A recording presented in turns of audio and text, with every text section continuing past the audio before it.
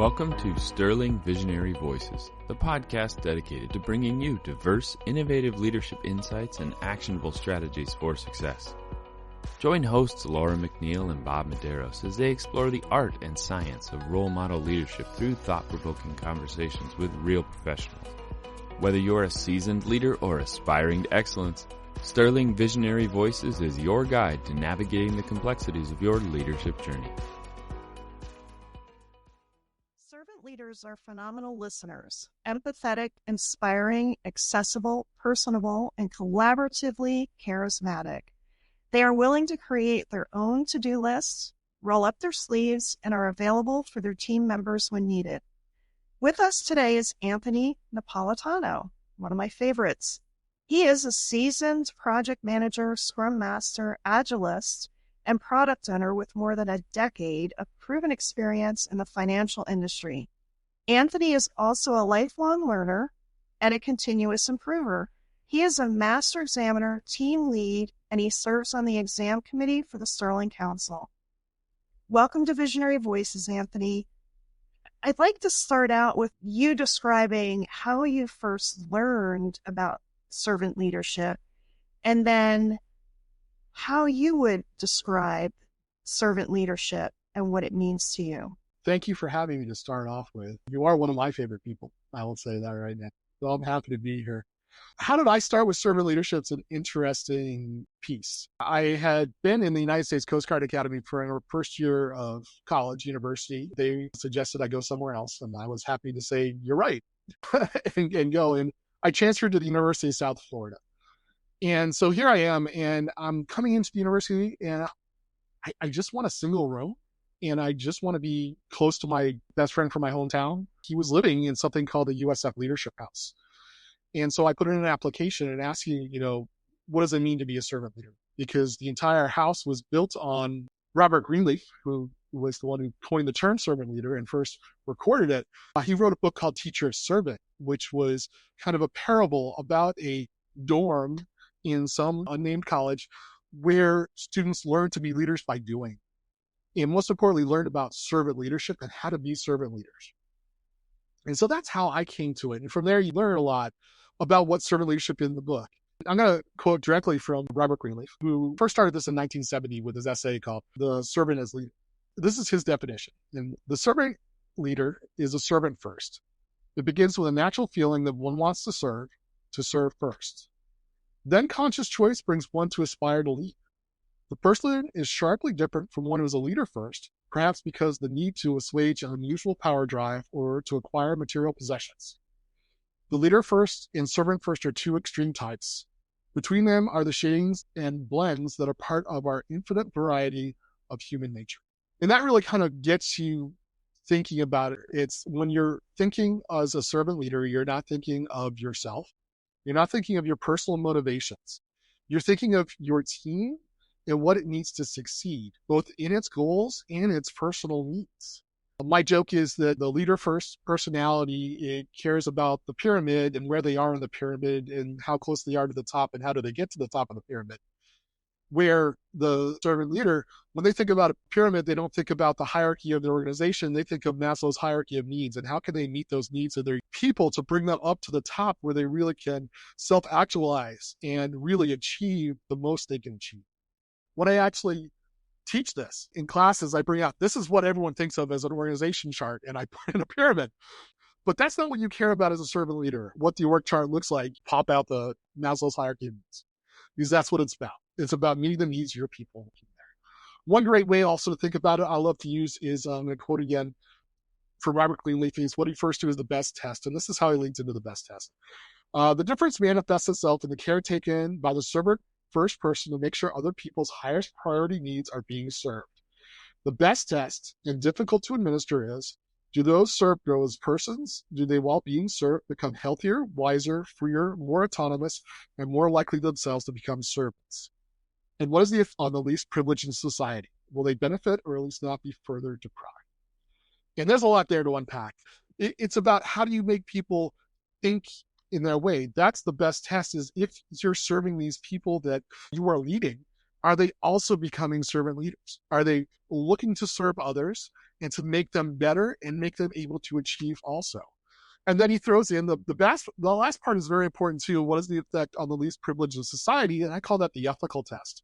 That is a test to make sure that you're not robbing Peter to pay Paul. You're not making somebody better by pushing somebody else down. Teach this a lot in college or to students, and that stops them from their crazy ideas of, well, this terrible person is a servant leader. So that's how I got involved in servant leadership. And amazingly, later in life, I find it coming back to me. Not even when I've had formal power or formal position power of being a manager, but just by being a Scrum Master, which is a specialized project manager for Agile in the Scrum framework. In the Scrum framework, they used to refer to Scrum Masters as servant leaders because their job was to make their team, their Scrum team, better and able to achieve its goals and be able to produce. And how did you do that? Is you made sure that their needs were met. You made sure you removed obstacles they had. That comes the same way in Maslow's hierarchy needs. Like, I can't affect your pay, but I can get the things that you don't want to have to take care of that shouldn't be in your job. I can get those moved out of the way from you. I can make sure that they're handled. I can go contact somebody else to do it. I can take care of it myself. I can talk to your boss and have your boss take care of it. It doesn't matter. My job was to make sure that the team I was working on had their needs met so they were able to achieve. Except all of a sudden, 15 years out of college, and I'm in a job that this is plain to go. And when I tell this to somebody, next thing I know, I'm talking in front of groups of my company. And next thing I know, I'm talking about them at the Sterling Conference. Another wonderful examiner, Jeff Cooper, who also firmly believes in this, and I have wonderful conversations. He's usually the one teaching at the conference now. So I would definitely say if you ever go to a Sterling Conference, definitely go sit on Jeff's session. Yeah, I look at servant leadership as mobilizing the appendages of your team in an efficient and effective manner. People don't respond to condescending tones. No. They're not inspired by someone putting them down or shaming them or belittling them or doing anything other than motivating them, encouraging them. And to your point, what I think servant leadership, in my mind, really strives for is the optimization of creativity throughout the organization. Absolutely. It spurs on organizational learning. It spurs on organizational agility. You empower people. Talk about empowering people all the time, and then we don't do it. We'd say they're empowered, but what we're really doing is we're making them responsible, not letting them having the creative inputs to make it there. Where servant leadership, again, is moving people up, lifting people up so that they're truly empowered. They truly have both the creative outlet and the responsibility and accountability for them. So I'm wondering, Anthony, in all of your involvement with servant leadership and looking at the research that's available, have you ever seen a comparison? Let's go back to the core of data, fact-based decision-making. Is there true evidence in regard to leadership styles that servant leadership style is better or produces better revenue and better results for an organization over autocratic or other styles? I will say it's hard to find it. If you were to go to like the Greenleaf Institute, that was founded by Robert Greenleaf, and they put on a servant leadership conference every year. If you were to go to them, they would get you the numbers they have from their research. But in my unfortunate view of the world, like actual adoption of servant leadership formally by organization is still lagging behind where it should be. You'll see a lot of people pulling the names out and pulling out, this is servant leadership. And unfortunately, like Agile, sometimes they use it in the wrong context, or they use it to justify what they're doing instead of actually looking there and seeing what it is. But when you have a true servant leadership approach, you can see it a lot. Where you see it first is in employee surveys. Because again, that's one group you're surveying. Where it goes next is your customer surveys. And you'll see that organizations that have real servant leadership adoption and really have that view, organizations like Southwest Air years ago had a great servant leadership model. They spoke at many of the Greenleaf conferences back when I was in college and going to those. They did great jobs, and they would show you by valuing our people, by making it so they can be empowered and more importantly, feel valued, they're more likely to serve the customers well because they're going to see those customers as a valued people also.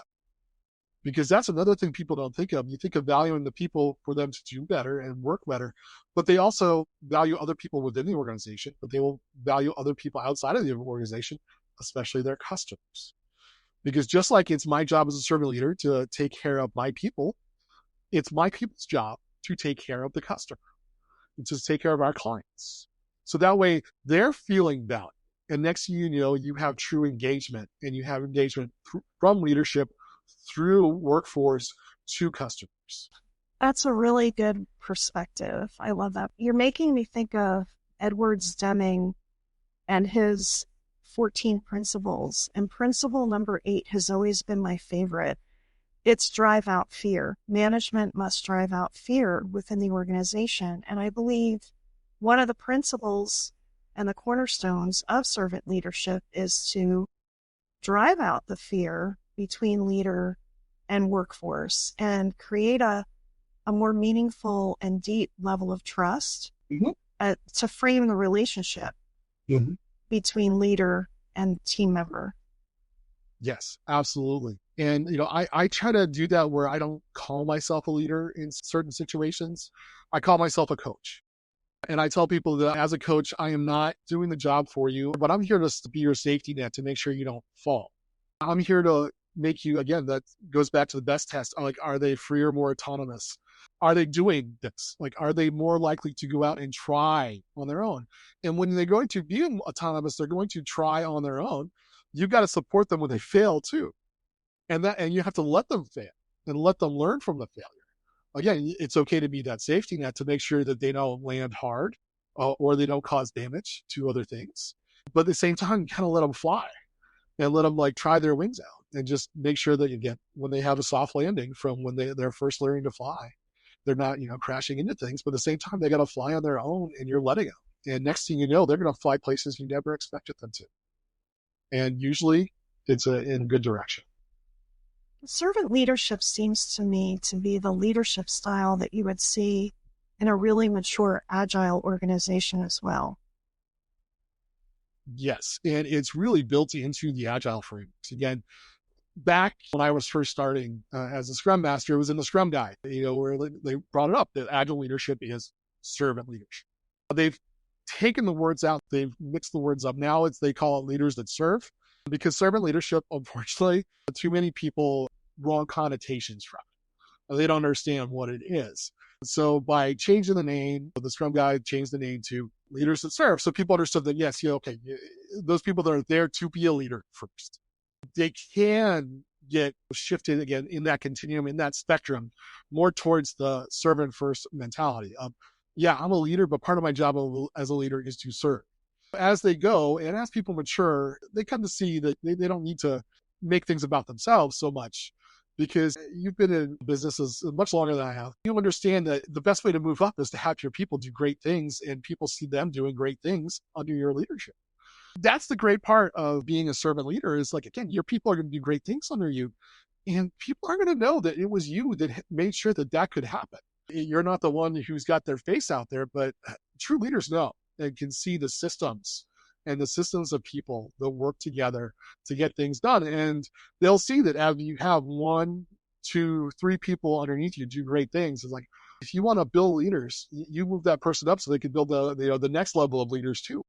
So if you had to offer some words of encouragement or advice on how people can learn more about servant leadership, you would probably point them to Greenleaf. Is there anything else that you would point them to?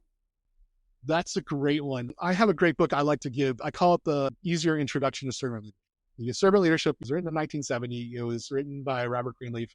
It feels a little flowery. It's language. But if you go to a book, it's by James C. Hunter. It's called The Servant. It's The Servant, a simple story about the true essence of leadership. It's a parable about a manufacturing manager who's got every problem in the world that can come from bad management, going to a leadership retreat in a monastery in the Midwest, of all places, to meet this management guru who is now a monk. He's a brother of this order. And through that frame story, and I'll tell the frame story is not a bit of literary genius, but it's okay. the way it explains servant leadership is absolutely amazing. It'll take you through what they call, flipping the triangle. Or I substitute the pyramids. I substitute a company hierarchy pyramid for, the Maslow's hierarchy of needs. What they do is instead they flip it. They flip your organization upside down, those triangles upside down, and rebuild it for you through these lessons. And it really helps you understand and see what servant leadership is and how it can pertain to many different situations. And a lot of mature people, mature leaders in particular, have an internal locus of control. But if you have an internal locus of control and you realize that success is based on you, even if you're not doing it, it'll lead you towards the servant leadership mindset of, let me get my people working well. Is what am I doing to make sure they're succeeding and make sure they're doing well in what they need to do versus what am I doing and what are they doing to bring me down? You change your mindset to a very positive one as part of being a servant. That's a great one. There's also a wonderful parable. My fellow alumni of the USF Leadership House sadly has closed down. We called it the goose story. It's lessons from geese. It's a quick way. It's 3 minutes. You can find it on YouTube.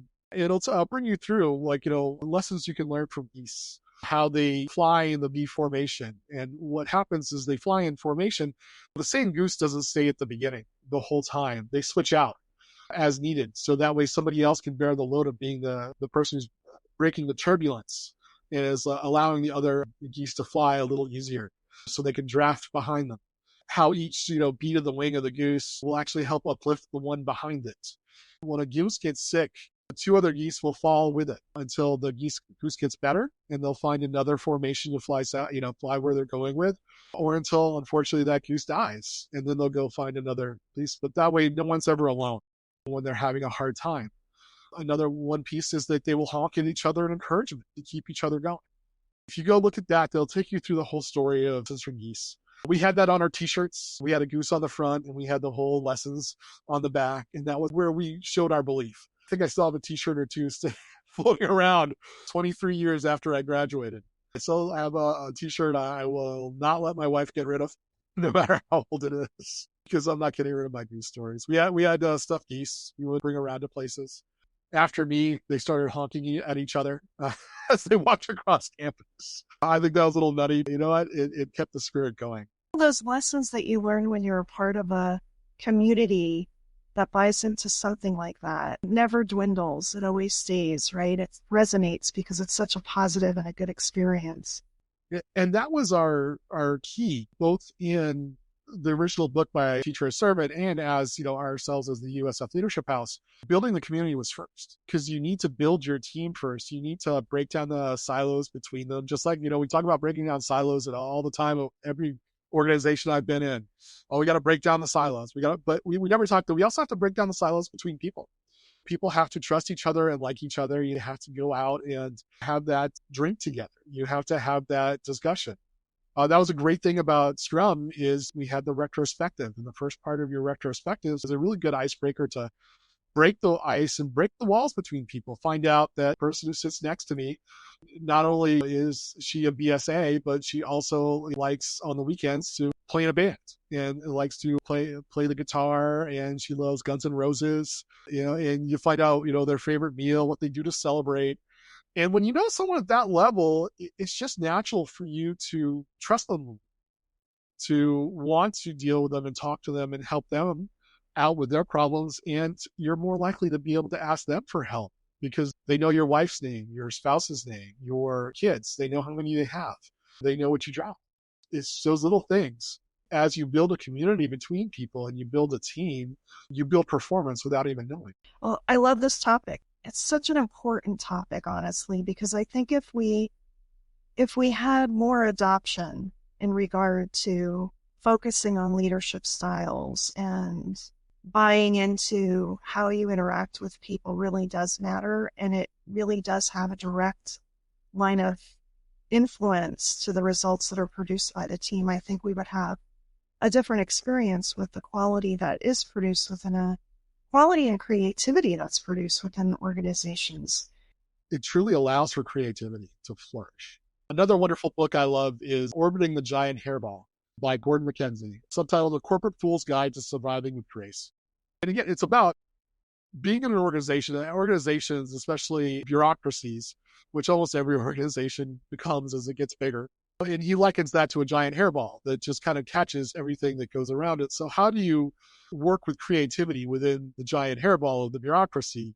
You orbit around it, is his way of going. So that way you are working in conjunction with it. You're attached to it while not being stuck and entangled in that net of the hairball as he's bringing it up. It's a great book. He was working for Hallmark for many years. And he had one of the best presentation styles. I had a professor who went to one of his presentations and was so impressed because he had a truly randomized presentation style. Being a creative person who designed cards for Hallmark, he just draped pictures up on the wall behind him. And you picked what you wanted him to talk about next. So it didn't matter what order it was. Whatever it was, you say, hey, I like what's in that picture. And he would go talk and tell you the story of that picture. And included in that picture was a glass of water. And when you picked the glass of water, he took a drink. If I were he, I might ask people, hey, would you ask the glass of water next when I was starting to get a little dry? Also, he told you there was one they called the end. And when you picked the end, he was done. That was it. It is being creative. And how do you work creatively? In bureaucracies, and again, if you build autonomy, you build freeness into people, you'll build creativity. And, we talk about that, like innovation. Innovation comes from creativity. It doesn't come from sticking to the tried and true and the line. It's going out and trying something new and possibly failing. Other thing is entrepreneurship. We talk about that all the time. We want people to be entrepreneurs, but entrepreneurs fail all the time. And when they're free, you're free to fail. Now, I understand, sometimes people need to take accountability if they fail too hard. We all understand that. But at the same time, you need to be able to have that autonomy to be able to go and reach for the stars. Maybe you'll land on the moon, but that's higher than most other people have gone. But I think that comes back to decision-making and the creation of a culture.